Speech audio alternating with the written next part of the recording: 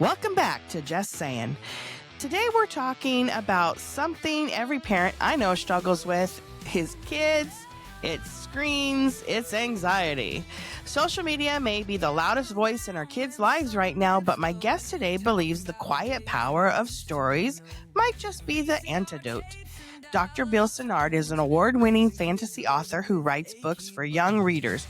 Books that don't just entertain, but help kids feel seen, less alone, and more powerful.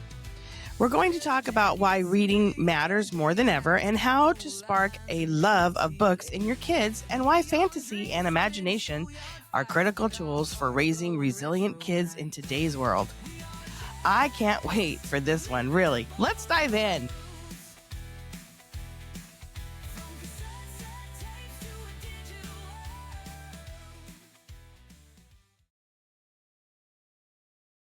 Thank you for coming back. And today's guest is Bill Senyard. He's an award-winning fantasy author. He's got a book out, The Tale of the Orphan if I can say it correctly, The Tale of the Orphan Magician. Okay, sorry about There that. you go. Hey, Bill, welcome to the show. Hey, it's good to be here. I'm looking forward to our discussion. Thank you. Sorry about that. I killed your book title. Let's say it over and over again so people will remember it. The Tale of the Orphan Magician. That's right. The award-winning Tale of the Orphan Magician. Yes. We're going to add that Sorry. on there, Well, don't let me forget. Let's discuss the award. Let's just say it now. What is the award about? Let's get into that. I want to know about that. It's the International Impact Book Awards. This is 2025, and it's an organization that tries to acknowledge books that are trying to make an impact in the world. So I'm excited. That's exactly what I've been trying to do.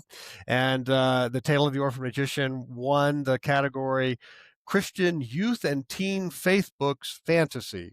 I don't know the category. I can't explain the category, but the impact thing I really like. I really do want to change the world one teen at a time.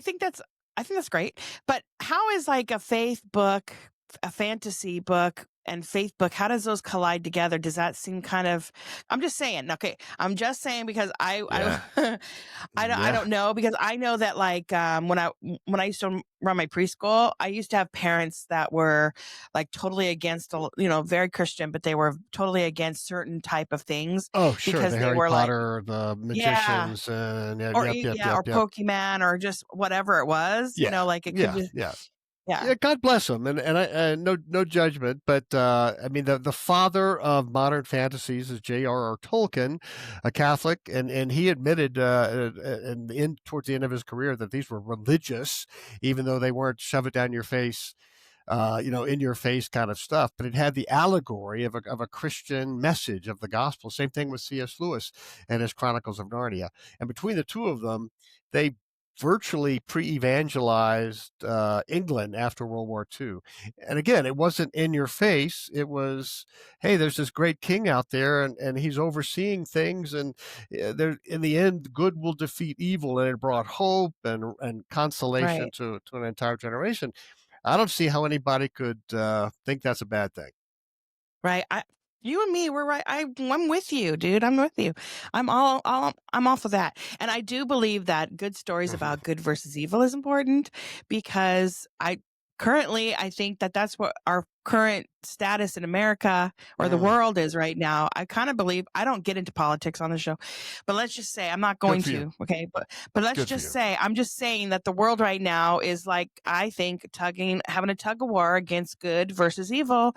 And we need good books out there to remind children like what to strive for, and, the lighter side, the good side. Like, you know what I mean?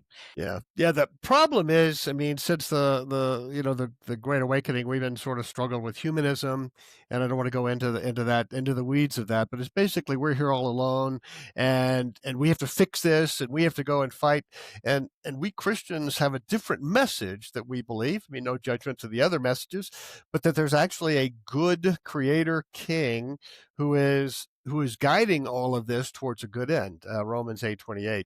He works all things together for good. And even though I can't explain it, and even though I totally lack the ability to explain it, that that level of the message, this overlaying hand moving even bad events, again, I'm not going to try to explain it, is actually comforting. And it is a biblical message, whether we agree with it or not.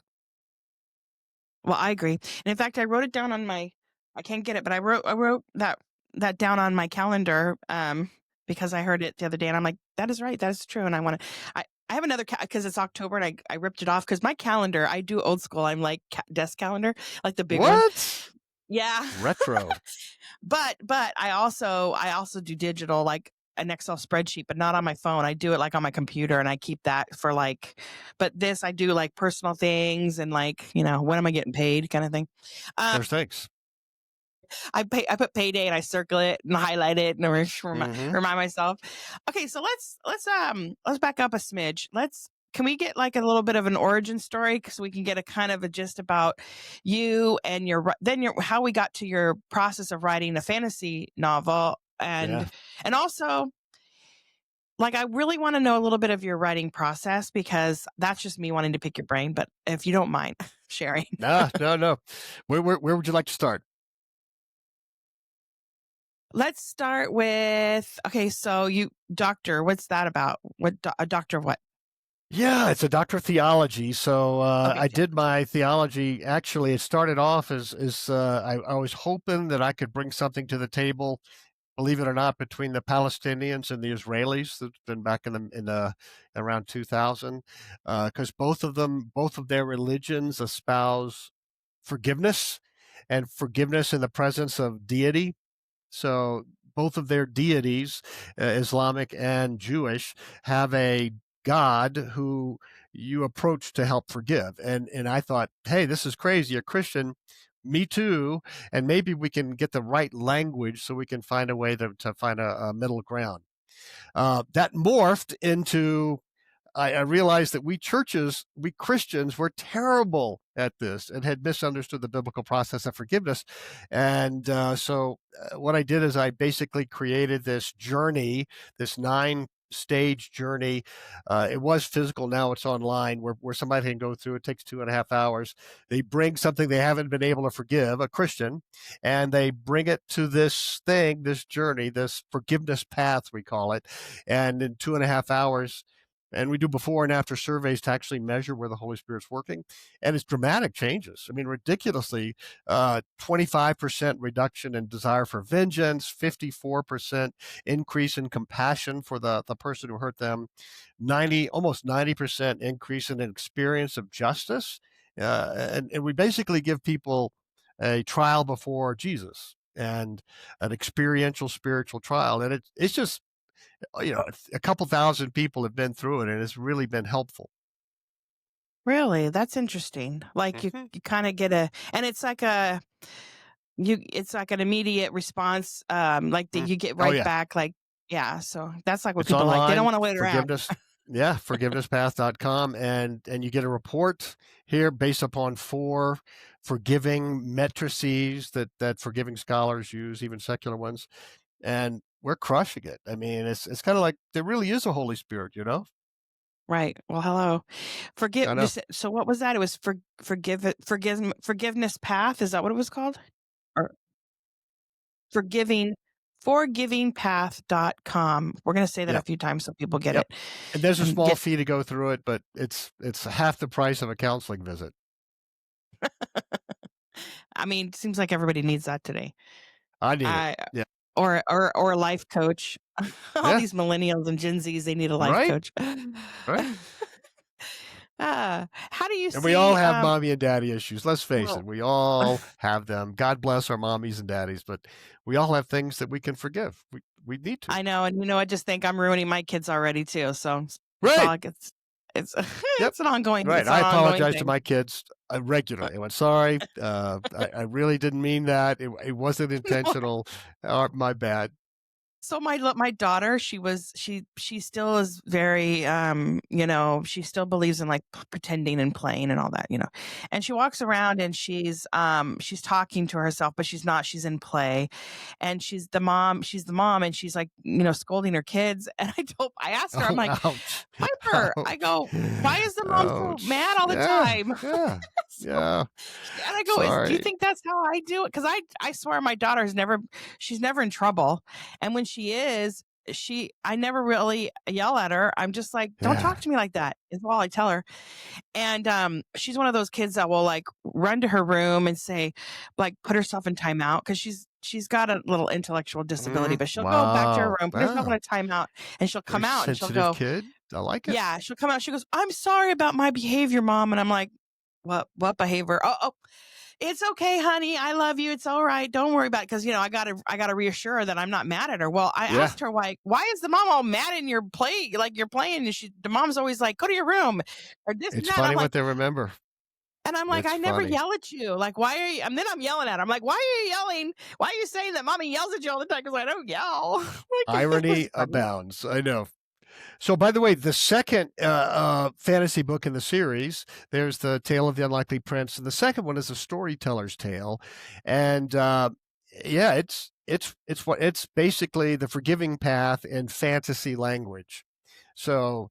The storyteller is forced to be on this isle of secrets, and she's forced to actually deal with things that happened to her in the past, as when she was a teenager. It's a powerful rendition of the forgiving path for young teens. Okay, so wait. So you have the Tale of the Orphan Magician, right? The Orphan Magician. So the first one So is is the this tale of part? the You said this unlikely is part of the prince. series. Wait, hold on. So you have a series. Is that? Okay, so the Forgiving Path, right? Or what was it? I'm So sorry, the because I kind Kingdom of got a Quest little lost. series, I know. Oh, I sorry, my bad. So Kingdom Quest series is the fantasy series, Kingdom Quest, Okay, and the first Kingdom one Quest. is the Tale of the Unlikely Prince. The second one is the Storyteller's Tale. The storyteller of the first one is somebody's stirring up all of her past unforgivenesses, and she has to find out, her quest is to find out who's doing that and then what to do about it. The third one is the Garden Tale, and that's really about social media and addictions, because teenagers we're just prone to it. It's not no judgment. It's just the way we're created. And then the fourth one is the Tale of the Orphan Magician, and there'll be three more. Really? Okay, so this is great. This is because you know what it is. Like people, they read a book and they're like, ugh, I gotta wait for this other. Yeah, Now you're telling there's like all these other books that you can start the series from the yeah, beginning. And then yeah, what? By the time you get to the Tale of the Orphan Magician, you're probably going to be your next one's coming. And then you said three more. yeah. Three more. Two of them are written. They're just being edited, so they should be out. We should be done by next year. Yeah, in the next year. Wow, you're Yeah. just rolling. Having fun, having fun. And so back to process. This would be a good place to Okay, put that in. So okay. these are themes. Each one of them has a biblical theme that I've written about, done conferences about, done sermon series about, that were important to adults. So addiction, right? That's an easy one. Forgiveness, easy one. The first book is all about identity in the arms of a father. So it's this king who doesn't love. The prince is sent on this ridiculous quest, and he's going to fail because he learns that he has to learn that the king actually loves failures, and that's the gospel message, right? God actually loves the unlovable, the unloved, the unlovely, the unworthy, and the unlikely. So he has to learn that, just like I have to learn that every day as an adult. And the fourth one is similar to that. It's this. I think that the fall, the part of original sin, is that we've all been separated from this, what I call search for father. And I don't mean father meaning male or paterfamilias. It's this place, this embrace where I have somebody who adores me that will never change. They're always there. They're always smiling over me, and they've got my back. And that's the search for father. And I think the human race has been subconsciously searching for that since the fall.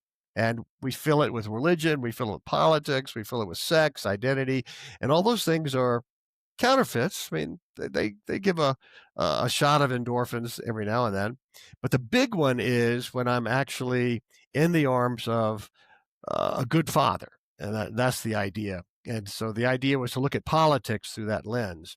So there's a whole country called Amaratsim, a whole continent that's in the midst of a civil war because basically everyone's been searching for father and hadn't been finding it. And the king uses an orphan street magician to actually teach something, ironically. I mean, so can I ask you a question? I don't know why I didn't ask this, but what is the age bracket? What is your demographic for the book? Yeah, I'm talking 10 to 17. The first three books are more 10 to 15, and the second collection of four books, or more than that, is a little bit older. It's going to be 12 to 17, 12 to 18. A little bit more adult themes, a little bit more complicated themes. Yeah, but I mean it's a storyline you can grow into as well. Yeah, And these are books that's what I'm that you thinking. can, they are, I would say, like for that parent that I would mention before, that is, that they are like weary of this type of material. At least there's an underlying theme that they can get behind, which is awesome. Because like nowadays, social media has like got people going all kinds of. Can I ask you a question about social media? How do you see it rewriting like like today's child, like the childhood of today? Like how you were. I want to say we're in the same. Are you Gen Zer? Are you a boomer? I'm a boomer. Okay, well, you don't look like it. Let's just say, Thank you. but we lined together like we were playing out, sports outside, and we didn't come in. Yeah. We went swimming in the summers, and we were gone with our friends doing stuff, playing Little League and doing all the things that we do. And these kids are like, they're glued to their computers, their phones, all of those things. It's just different. So how do you personally feel about social media? Yeah, And well, you pretty much said it all. There's high value to social media. I use social media to promote the books and so forth. So and I'd be lying if I'd said it's all evil. But for kids 10 to 16, they shouldn't be on it. It's in that age group when my brain is being reshaped and I'm beginning to see the world finally. This is my worldview that I'll carry into the future. Is it a safe place? Is it a dangerous place? Are people trustworthy? Am I attractive, successful, lovable? All of that is being answered, and the worldviews are being shaped in my brain. Attachment theorists call it inner working models during 10 to 16 time frame. Social media does none of that, and that's the time that kids are most attracted to it, and they get these hits and likes, and then they lose the hits and likes, and anxiety goes up, and I think 68%. Let's see, where is that? I think death it's by 1,000 cuts, right? Is 68%. what you said? Oh, yeah. 68% increase in anxiety on social media. Oh, here it is. 42% adolescents are experiencing sadness. 46% of adolescents, again, here's that same age group, 30 to 17, say social media makes them feel worse about their body images. This is during that important time. And it's not like, well, at 17, they'll get better. Their view of themselves are being shaped, hardwired. As much as anything is hardwired during that time frame. So if parents really understood that, they would be flooding their children's brains with things that actually creates a positive worldview, not an unrealistic one, but a positive one. So you wouldn't be letting your kids watch Game of Thrones. When they're 25, let them watch it. But Dude, during when that I was, time when their let me just brain's say, being changed. I watched Game of Thrones, and my daughter come in, and I'd go, "You can't be in here. I'm watching this show because, like, I Right. don't want." She's 15, Yeah. but I'm Right. still like, you can't Right. listen to this or why. I mean, Right. it's graphic. They cuss. They're Right. doing very bad things. I don't know why I Right. watched it, but Well, it's really well done. I mean, that's the I thing. know, It's a great story, and then we're attracted to great stories. That's kind of how we're right? made. But there's good stories. That's the thing. And if we could find those, you've heard me say this, or I've said it before. If Tolkien and Lewis were here today talking to parents of young teenagers, they would be begging them to read good fiction, good fantasies in particular. And by good fantasies, it's the ones where good overcomes evil, where there is a clear identification of good and evil, black and white, no gray, at that age group. And where in the end there's this powerful good force that's moving the story, producing, directing, and starring in the behind the scenes, where things are going to end up well from the very first chapter. For that age group, that's fine. And then both Lewis and Tolkien said throw in violence, because that's real. But violence in that context where people know that good's going to overcome in the end, that's actually character developing. If it's tossed in there and it just makes people anxious, that's destroys So it's like a counter. anxiety. It's like a counter to social media. Reading a Yeah. powerful book is like Mm. a countering the social media effects. Is getting a Science good. has shown, research has shown that the most powerful books are the ones where the teenager is actually swept away into another world where they enter the sandals of a relatable character who has similar issues and problems to them. But in the end, it all works out.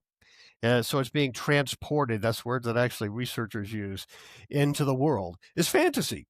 And So that's it what makes them feel a Tolkien, little less alone too, because they're part of that world, and they feel like, and they love the characters, and they're right, relating to them, and I right, mean, right? right. Doesn't that feel? And it makes them more empathetic. It makes them better, play better with their kids, more obedient and respectful to authority, as long as the characters end up that way. It makes them less racist. There was a study done in England. I just found this. This is a lot of fun.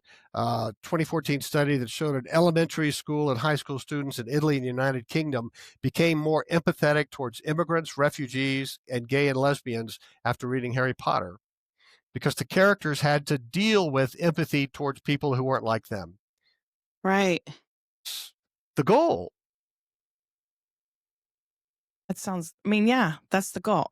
Mm-hmm. Mm-hmm. So okay, so I think we already covered. I'd have these questions, but I feel like we're touching on them so quickly. Okay,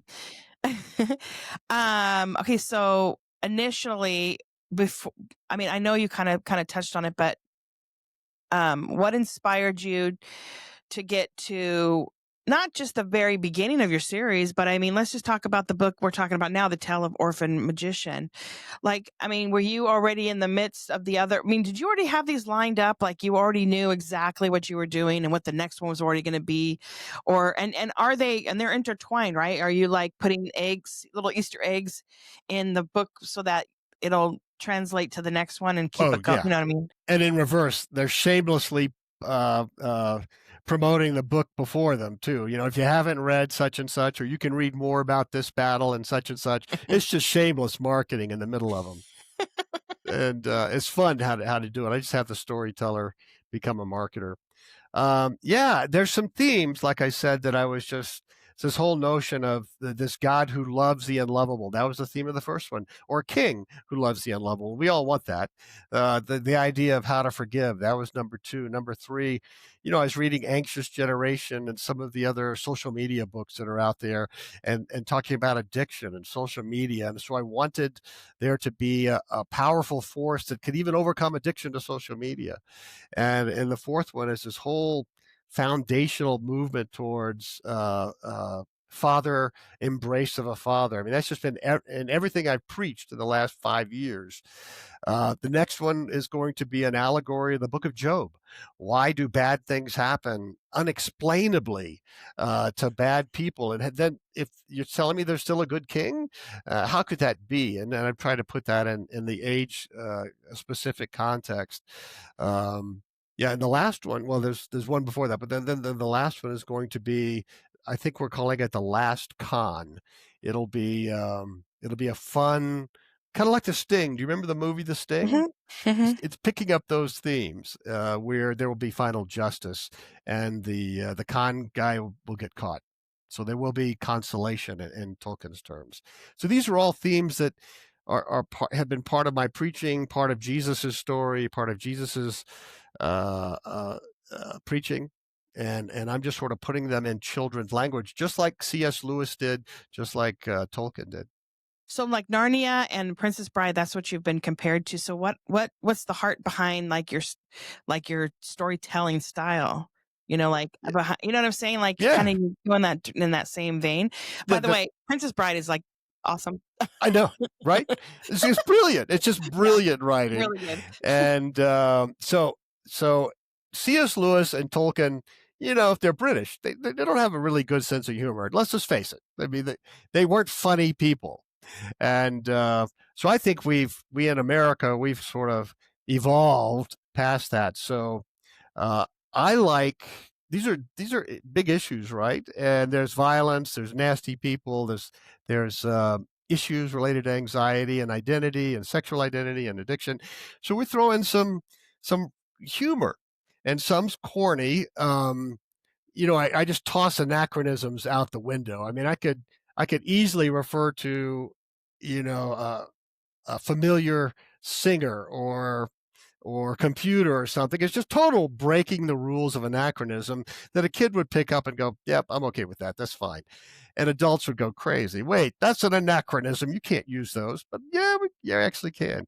So there's a lot of humor. There's a lot of funny characters, quirky characters. There's a talking pouch who is so sarcastic and quirky, and he does magic along with the orphan magician, and together they make a great buddy film. They work really well together.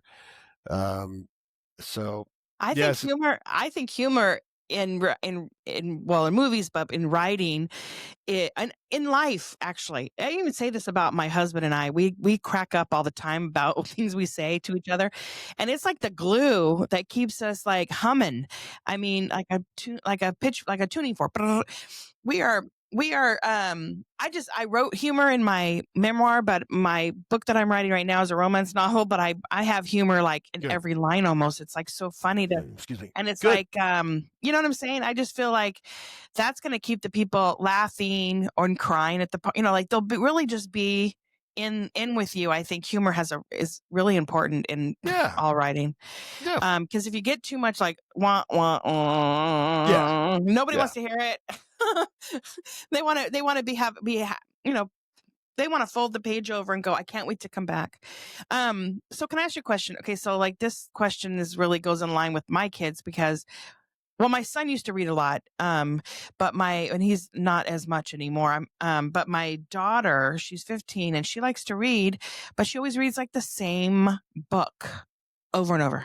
And she Really. has a little library. I mean, because I have a 32-year-old, a 24-year-old, and all their books that I've bought for them, I've Mm-hmm. kept for her, and then I added to her. So she has a pretty big library Okay. in her closet on a shelf. Yeah. But she picks up the same book all the time, and she reads the same one. So what about parents who say, my kids just won't read? What do you say to that? Like, how Yeah. do you help them get their kids to be interested in, let's say, your series? So, for parents who have young kids, read to them when they're 3, 4, 5, 6, 7, 8, 9, 10, 11, 12, and have fun doing it. Science shows that you can become really closer to your kid. Your kid becomes closer to you. It's funny how reading does that. It's a shared event, a shared experience. Number 2, pay them.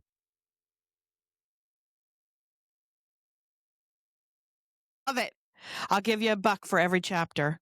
If we told our kids, I forget how old they were, but they were in this age group, and it was back when some social media was coming out, or Game Boy, or things like that, and all of their friends had such and such and such and such, and we said, okay, we're going to give you $100 for 1 year, no screens. So this was back 2000, 2005, something like that. And we want you to read, I forget how many books. It was ridiculous, 50 books or something like that. And we handed them 25 of them. Said, okay, $100. Well, that's a lot to a 12-year-old. Maybe not so Yeah, much today, but it was a right. lot back then. And they still look back and say that was one of the more transforming events. My son in particular, who didn't read, but boy, he started reading, and he still now reads voraciously. I have mommy guilt because I allow my daughter to she likes to watch YouTube videos of other kids opening up presents and playing with them. and she likes to watch like Barbie dolls play, and so she watches the girl play the little Barbie dolls, and then she goes and plays Barbies and stuff, and she does a lot. She does play without being Yeah. on the screen, but I let her do that, and so now she doesn't have social media, and neither did my son. Neither one of them had like Facebook pages or any of that stuff. Good for you. She will go on to my Instagram to see all the pictures that mommy posts and stuff Okay. like that. And all the things that she ever looks at, because I also can go onto her YouTube, it's all like dolls, like little dolls and things like that. So it's not like she's really watching. I let her watch it, but she doesn't have a TV. She used to have a TV in her room, but she never watches it. I tried to get her to watch a movie with me. She won't watch movies. She just won't. No movies. None. Mm-mm. I'm like, this is the one we've been waiting for. Now she'll watch a couple minutes and she's like, do I have to, how much longer? Like, Interesting. I'm like, 15. go. Hmm. So, I mean, I for someone like my daughter, but then when I see her reading, she's reading the same book. I just saw her reading like last couple months ago. It's the same book. She likes the book Holes. Have you ever heard of Sure. that? Classic. Yeah. That's a great She book. loves that book, and she's read it like 4 times. Or she'll pick up a book that's probably a little below her reading skills, which is like, I don't know, Diary of a Wimpy Kid or something, something like that. But I want her to I would love for her to get into, maybe I should sit down and read with her the beginning of it. And then I'll say, listen, Piper, if you read a chapter, you come tell me when you're done with the chapter and I'll give you $1 for every chapter. Or $5, maybe 5. I don't know. Inflation. There we go. Why not? I think that's what I'm going to do. I'm just saying, like, for parents out there that might be in the same boat as me, I'm just saying, I'm working through the problem here. So just do what I'm going to do. Try to get her to read something like worthwhile. Yeah, you might have to do some research on what are some good books that fit within this genre, and maybe she gets connected to a particular writer, author. Yeah, but you gotta. Yeah, because I tried to get her to read "Oh God, It's Me, Margaret," or "Oh yeah, Oh God, It's Me, Margaret." She was like, "I don't like this book, Mom." I was like, "Dang it, that was my favorite book." I was little. Yeah. So yeah, You're but be growing, careful. girl. For girls, I mean, I do a lot of Barnes and Noble book signings, and romanticies for that age group are huge, and boy, they are. A couple of the series are brilliantly written. I mean, really, really well, character development, plot, and all that good stuff. But yeah, the sexual aspects of it for a 15-year-old is just wow, way over the top. But Yeah. you have to do some research as well. Yeah, that's true. I mean, I just want her to do something other than put the phone in front of her face. Yeah. Go outside, Yeah. but You're then not again, alone. You're not alone. Yeah. I mean, I would suggest paying them off. God bless the United States. We're capitalists still. Yeah, I'm all for it. Can I ask you a question? Did I not touch on? Is there something that I may have left out? Because I feel like we went really quick, and we talked about most of the things I wanted to talk about. If we have time, I'd like to read just a section of the first book. Yeah, go for it, dude. I'm just all for for fun. it. You can see the sense of whoops. I'm excited. No one's ever offered this before. I'm excited. I'm all ears. All right. So here we go. Yeah, this is the first book, The Tale of the Unlikely Prince. So the prince has been sent. He was insecure, had daddy issues. He was adopted by the great king, and he feels like he's just not worthy. He's not princely enough the way we put it in the book.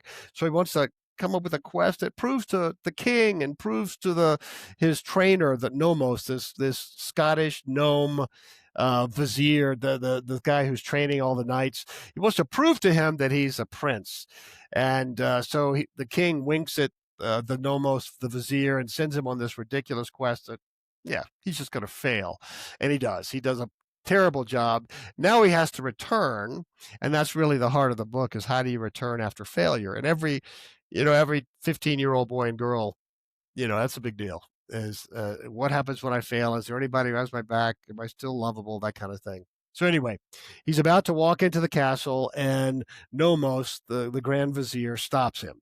And here's the conversation. Oh, and he's being followed with the royal counselor.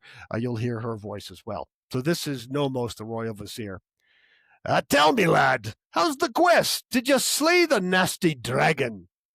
Yelled. No, most with all due respect, I've failed badly. I have brought disgrace to myself and shame to my king. I am not worthy to be called his son. Nomos paused, compassionately gazing into the young lad's eyes. Oh, you foolish lad, you're not making any sense. I didn't ask about those dragons. I could care less about those insignificant reptiles. I asked if you slayed the dragon. That was your quest. The royal steward invited the confused Yellow to sit on a nearby log. My prince, inside your head lives a hungry dragon, voraciously consuming almost every compliment, every statement of love, every honor.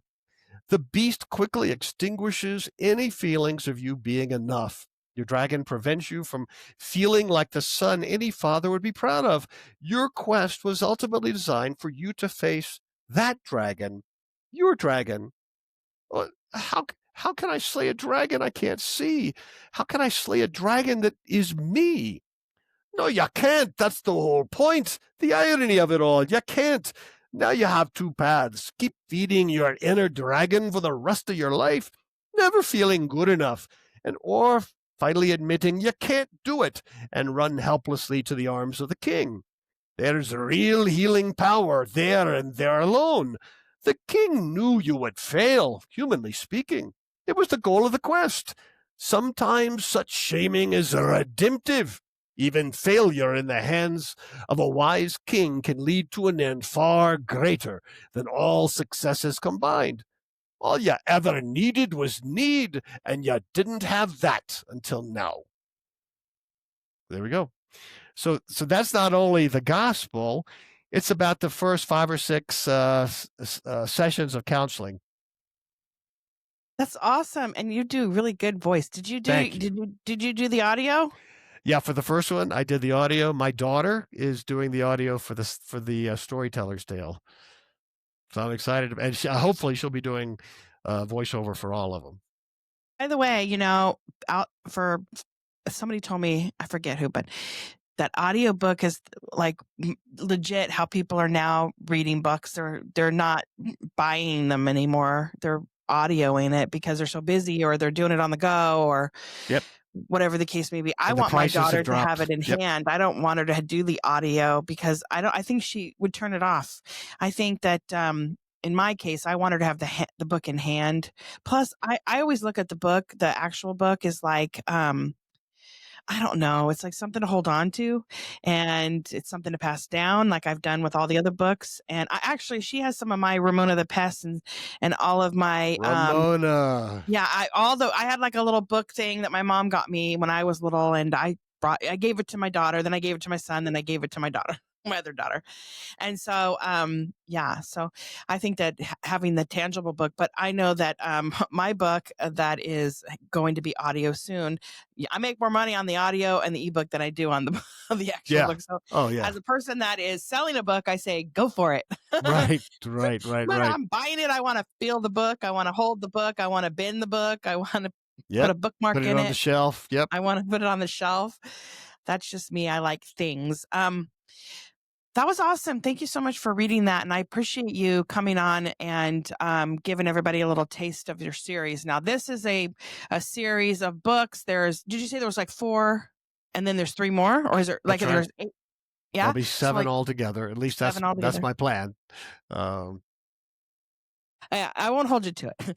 That's right. I feel like, okay, so for me right now, it's this is going to air like in April, but like it's October, and this is a great gift for Christmas because I can't think of something for my daughter because she's got every freaking toy, excuse my language, but she's got every toy under the sun, and I'm like, I can't keep buying her the same type of doll, like it's the same, these little Barbie dolls. And so this would be a great gift. And then, I'm sure it'll be close to Easter when this airs. So this is a great gift, perfect gift, more so for the Easter. But I'm just saying, this is a great gift for your kids. So where can people go and find the book?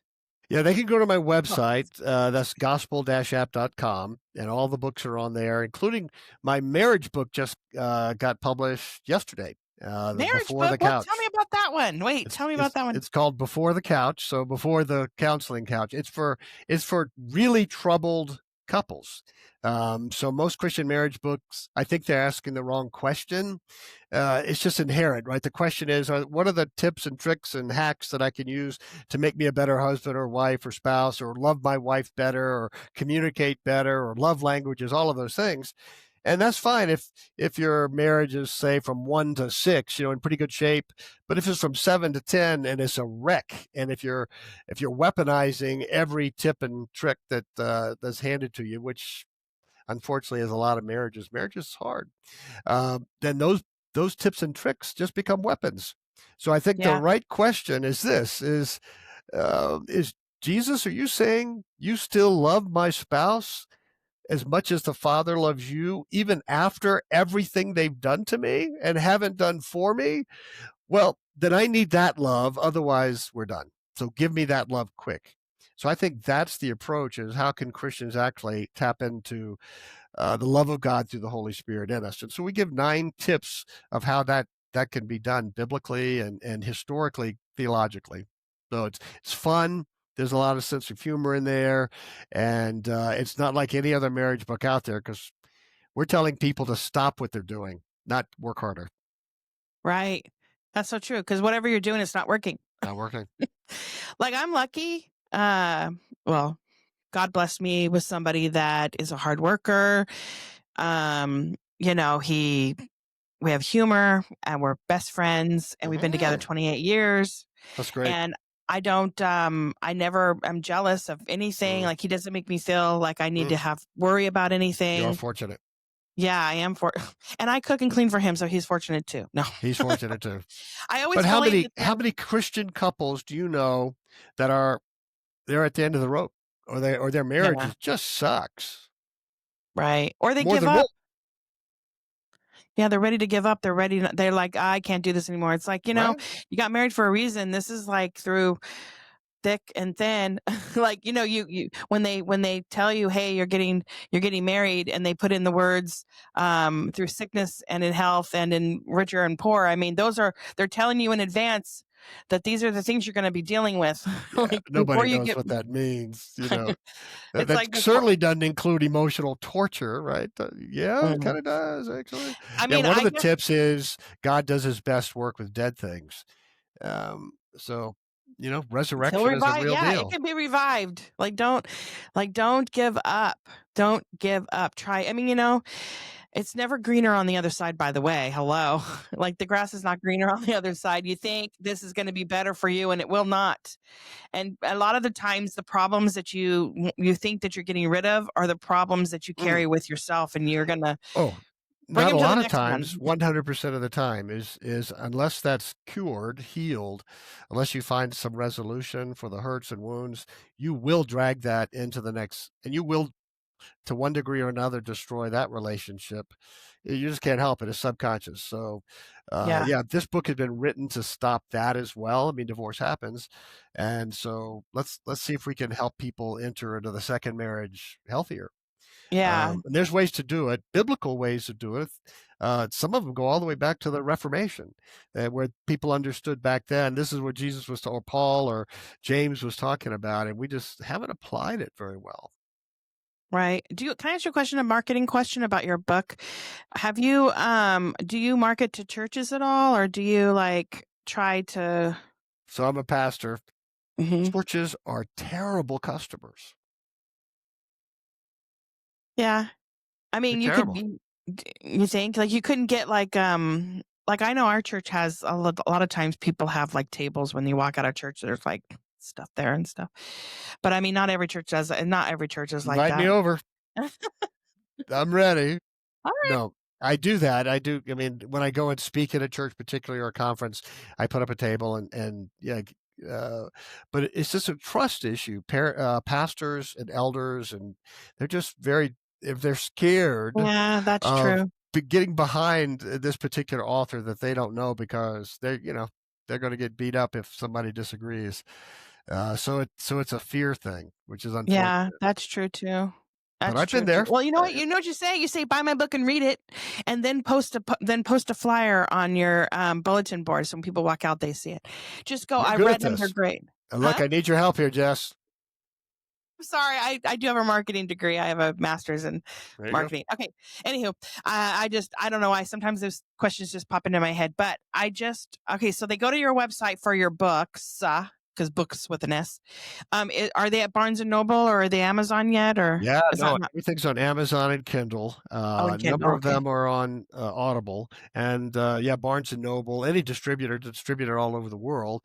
So yeah, and hopefully we're getting them into libraries and schools, particularly schools. That's awesome. Hello. Like, hello, would that not be great? I mean, it's not a repurchase or anything like that, but I mean, you just think about schools. I mean, that's a lot of purchase, but I mean, it ain't Yeah, rebuy, but at least one time you do it. That's actually, never even thought of that. one of the things I've My been trying romance to book do will on not go into a school. It's not going to be for kids. unsuccessfully, but I'm still working at it, is to convince youth groups and youth ministries to use these books. And basically, it's just a easy way to, somebody new comes in, maybe they're not religious, maybe they've been beat up by religion, maybe their parents are over religious. Anyway, you just hand them a book, and it's a quest book with goofy dragons and spiders, and it has the gospel. I call it a pre-evangel. And so when after a while they stick around because they enjoyed the book, and you say something about Jesus, and they go, "Oh, you mean like the great king in that book you gave me?" Yeah, that's it. Oh, That's it. So I haven't been successful in trying to get youth ministers are trained in facts. It's the prefrontal cortex. We want to train in argument and facts and memorization. Look, I love all that, but between 10 and 16, kids need story. it's true. I mean, the churches are modern now. I mean, you go in and the music is modern, everything is modern. I mean, this book is a modern today book where kids that are, their mind is a little bit twisted because of social media, but they're going to be able to inter- I mean, they're going to be able to find a story that they're going to love, and I'm all for it, dude. I'm going to buy your book series for my daughter for Christmas, but you got to keep going Yes. on. You can't finish it though, because I mean, you have to finish it because she'll want the whole set. Oh, I yeah. did buy the Harry Potter books and she never read them though, but I think I'm going to try this where mommy and her are going to lay in bed and mommy's going to read it. And then Okay. we're going to talk about it. And then I'm going to go, Mm, I want you to keep reading. Would you keep reading? And then she goes, yes. Then I go, okay, if you finish this book, I'll give you $20 there or you go. something. Let me And know how that I goes. have a feeling Piper will be all game for that. Remember, people, pay your children to read. It's That's the better moral than of this paying whole for story. therapy That's when right. they're in their 20s. I'm just teasing. Okay, so here's another thing. Okay, everybody, you can go to my website at justsayin.net and go to podcast button. You click it and you scroll down. You go to the episode title that you're listening and watching right now, and you click onto Dr. Bill Senyard, sorry, and it'll click you. When you click his name, it'll take you to his website, and then that is his landing page where you'll be able to find all of his books and information. And that way, my website will drive traffic to yours. And Love so it. Love it. Love it. now, does your books? Because I don't know, do you have any kind of social media that you want to maybe put out there?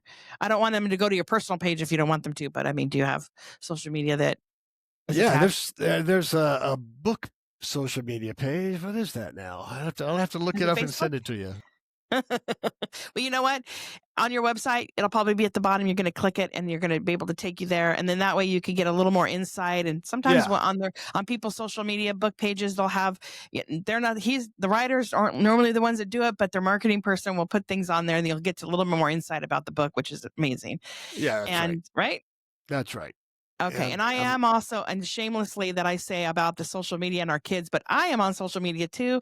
Go to TikTok, Facebook, LinkedIn, X, Instagram. I'm on all of those things. Come and like and just subscribe. And just remember, everybody, we're in this world together. So be kind to one another. Okay. So we only I live. found the website. It's drbillsenior.com. How about that Okay. for easy? That takes you right to the books. DrBillSenior.com.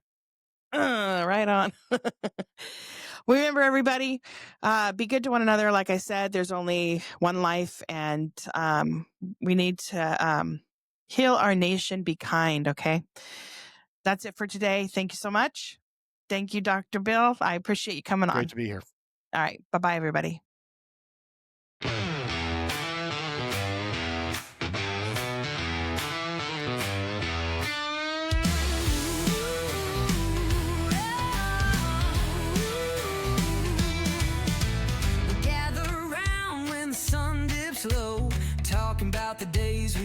to know. VCR tapes and dial-up tones, raising kids living with achy bones.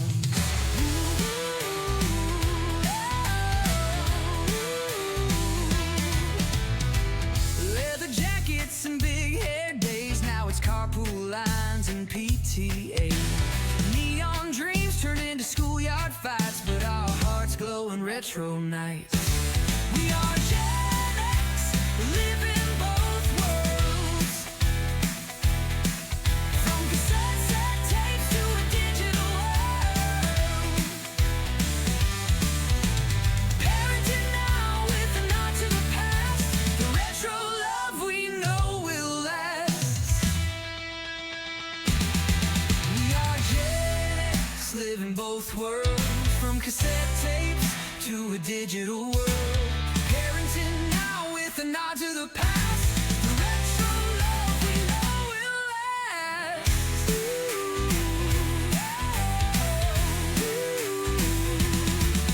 We dance to the beats of the boombox sound. Now bedtime stories echo all around. But deep inside we're the mixtape kings, still fighting life with arcade dreams.